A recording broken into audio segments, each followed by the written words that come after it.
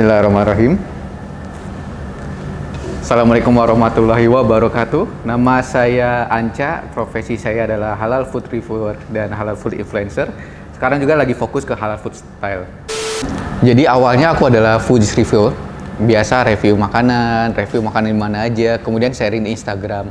Tapi pas aku lihat kok kita ini sebenarnya banyak banget orang muslim yang suka makan, tapi mereka ternyata nggak aware tentang makanan halal mereka. Selama ini mereka hanya peduli bahwa makanan halal itu hanya nopok dan nolat saja. Padahal untuk halal itu enggak sesempit itu. Misalnya kita dibilang, oh di sini Pak makan resto ini halal nggak? Halal kok bilangin. Tapi pas kita periksa ternyata mereka menggunakan angcu. Which is angcu itu sebenarnya sekarang masih sedikit banget teman-teman muslim yang paham bahwa penggunaan angcu atau arak masak itu menyebabkan makanan yang awalnya halal itu menjadi tidak halal. Kemudian kita lihat banyak banget restoran dari luar seperti restoran Korea dan Jepang di mana makanan tersebut adalah berasal dari negara minoritas muslim. Dan kita harus paham bahwa banyak banget mereka menggunakan hamar di dalam makanan mereka sehari-hari. Jadi itu bikin saya resah, Mas. Jadi pengen gimana caranya supaya banyak teman-teman yang peduli halal, yang teman-teman yang makan halal, dan namanya seorang muslim itu wajib makan halal ya. Dan pengennya ini menjadi amal jariah saya ke teman-teman juga, sehingga ketika saya spread informasi ini makin banyak berkembang kayak MLM lah intinya di level informasi. Jadi temannya akan menyampaikan, ini belum halal loh makanan ini, titik kritisnya ada seperti ini. Jadi saya harapkan makin banyak orang dan foodies yang peduli halal.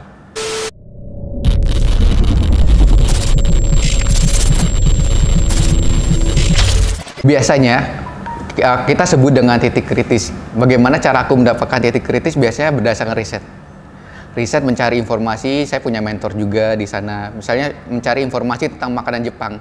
Cari dulu di Google kata kuncinya, is it Japan food halal? Nanti akan keluar banyak banget informasi dari riset yang menginformasikan bahwa ada loh beberapa critical point. Nah, critical point itu kemudian saya pelajari. Kemudian saya buka lagi resep masakan tersebut. Saya lihat tuh satu persatu bahannya. Bahan mana yang kira-kira bikin makanan ini menjadi tidak halal. Misalnya ketika saya mempelajari makanan Jepang saya cek dulu tuh resepnya apa ya. Oke, saya cek bahannya, oh semuanya aman, ikan. Tapi saya menemukan ada yang namanya mirin. Saya cari lagi, mirin ini seperti apa. Ketika saya menemukan, oh mirin ini ada hamar. Kemudian saya mencari informasi lagi berdasarkan hadis, fikih, dan juga ke mentor saya. Ini gimana makanan gini? Oke, berarti ketika makanan ini ada hamar, ada mirin, otomatis makanan tersebut menjadi tidak halal. Padahal selama ini kita mikir, sushi cuma nasi, ikan. Tapi sebenarnya ada penggunaan beberapa seperti mirin. Dan sama juga seperti saya pelajari masakan Cina. Chinese food, saya akan mendatangin abang-abang gerobakan. Saya liatin botol-botolnya. Botol mana yang kira-kira belum ada sertifikasi halal MUI. Kecap aman. Kemudian saya ada satu botol yang aneh. Ini bahasanya sari tape. Pas saya cek, Bang ini apa? Oh ini cuma sari tape doang kok, cuma kayak bumbu penyedap. Kemudian saya tanya lagi, cari informasi mengenai sari tape tersebut, dan saya ketahui bahwa itu adalah angcu. Which is angcu itu sebenarnya adalah arak masak, arak merah Cina. Namanya makanan halal ketika dikasih yang haram otomatis menjadi haram. Itu sih. Jadi kita lebih banyak riset. Jadi informasi ini saya sharing ini lebih banyak berdasarkan riset. Tanya kepada orang tepat, tanya kepada chef halal juga. Kebetulan saya punya teman chef halal, jadi informasi tersebut saya tanyakan ke beliau. Jadi bertanya ke ahli, kemudian sebarkan informasi tersebut di Instagram.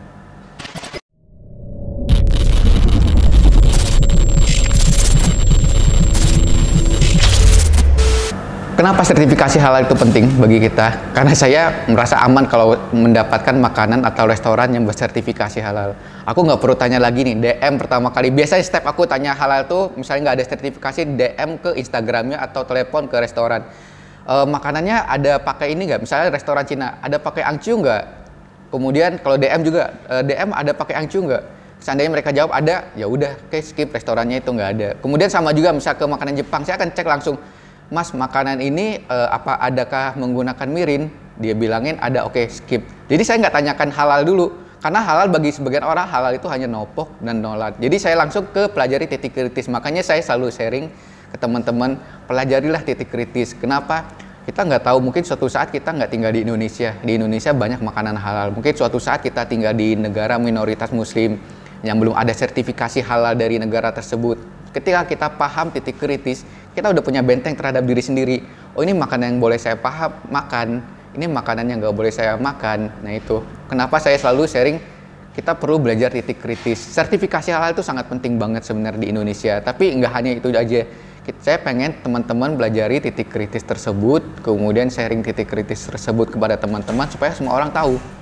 Semua orang tahu bahwa makanan itu nggak hanya halal dan haram doang, tapi ada yang namanya area abu-abu syubhat yang harus kita tinggalkan juga.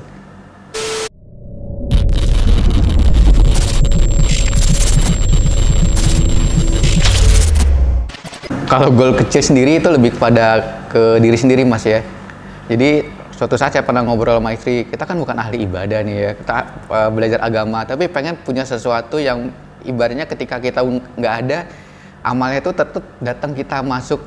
Nah itu salah satunya kemarin aku ngobrol sama istri, yuk kita bikin yang namanya halal sharing informasi inilah pelan-pelan.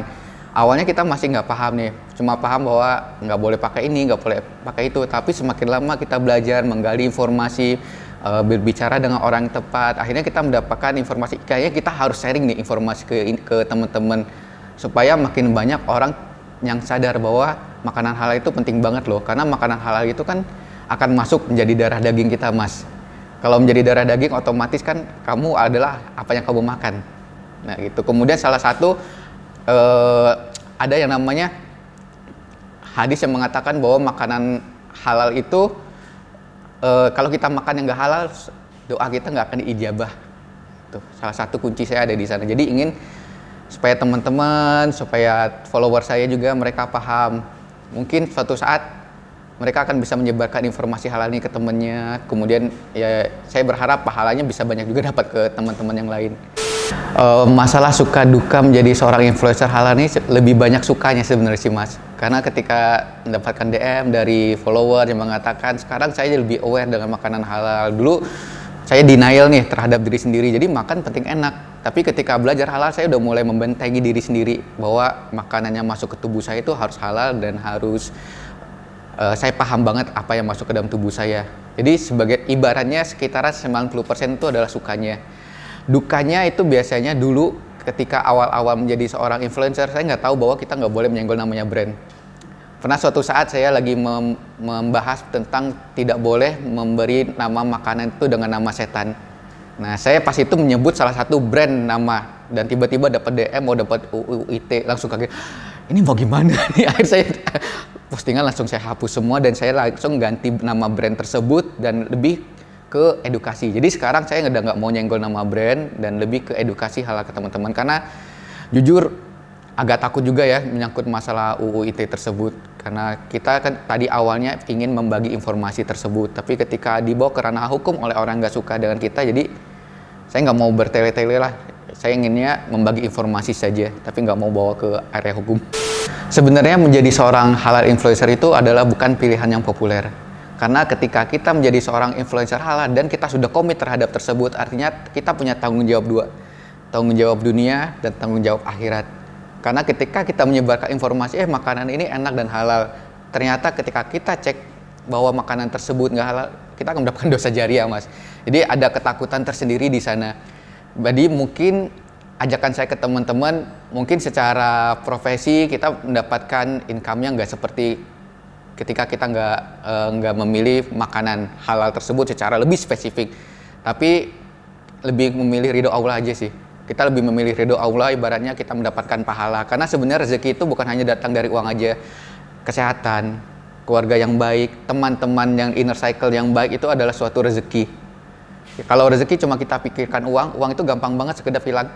Kita sakit tiba-tiba uang beratusan juta itu akan hilang. Tapi ketika kita mendapatkan berkah, mendapatkan teman-teman yang soleh, keluarga yang sehat, anak-anak yang sehat, itu bagi saya jauh lebih bermanfaat dan lebih mensyukuri. Dan itu adalah kembalikan kepada masing-masing teman. Sebenarnya hidup ini mau mencari uang saja atau mau mencari ridho, karena hidup tuh sebentar banget sih. Apa sih yang mau kita bawa? Kita uang nggak akan dibawa mati, mobil akan ditinggalin, tapi carilah amal jariah yang bisa bermanfaat untuk kita semua.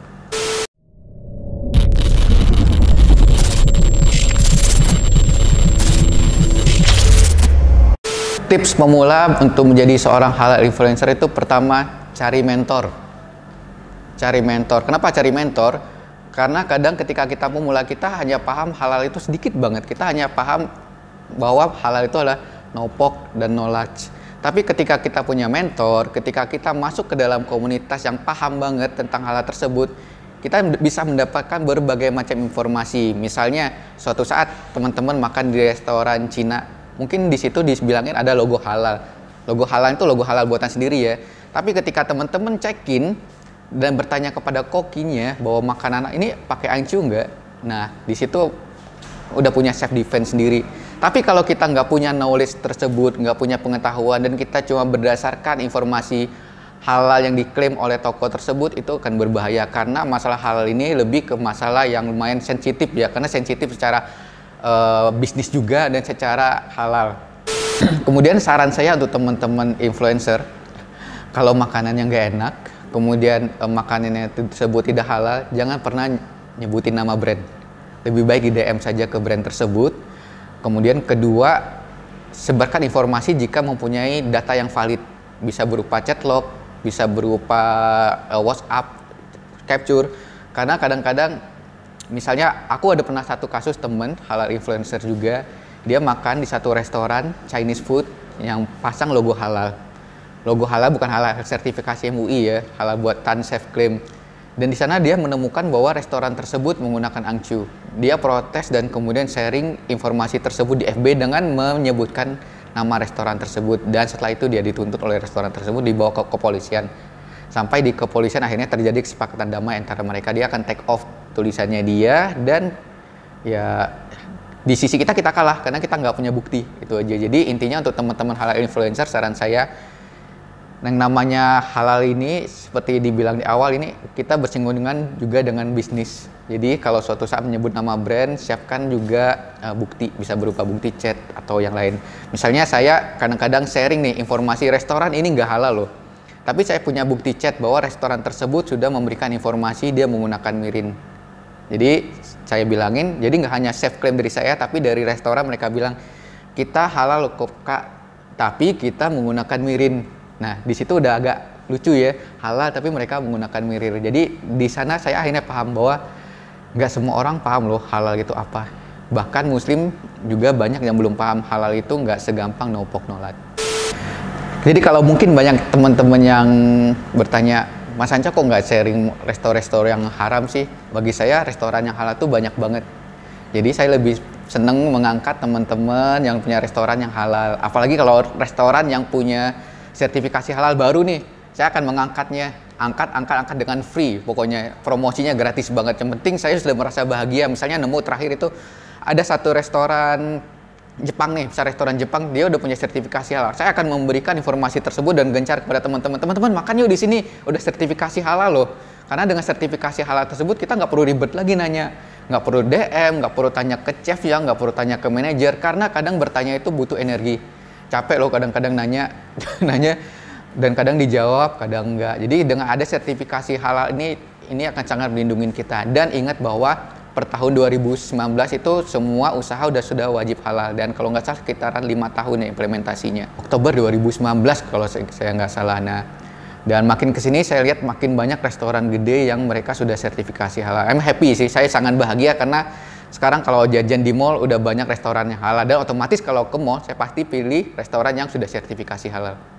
Oke, sertifikasi halal itu penting juga bagi UMKM. Kenapa? Karena dengan ada sertifikasi halal jadi akan lebih memberikan jaminan kepada customer bahwa produk yang kita jual ini sudah halal, baik secara bahan, secara proses, secara logistik, dan secara cara mendapatkannya. Karena halal itu ketika sudah sertifikasi itu nggak hanya memikirkan bahan, dia ada cek juga nih bahan ini disimpannya gimana, dapurnya gimana, cara pengolahannya gimana, dan itu lebih aman banget bagi kita. Dan ingat ya teman UMKM, untuk mendapatkan sertifikasi halal itu nggak sulit.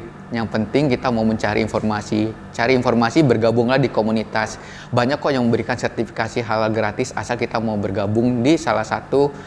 Mungkin kita datang dulu ke kelurahan, daftar sebagai UMKM. Nah, di sana nanti banyak banget pelatihan dan informasi halal. Intinya jangan berjuang sendiri, bergabung dan berkolab dengan teman-teman UMKM yang sedang berjuang untuk sertifikasi halal.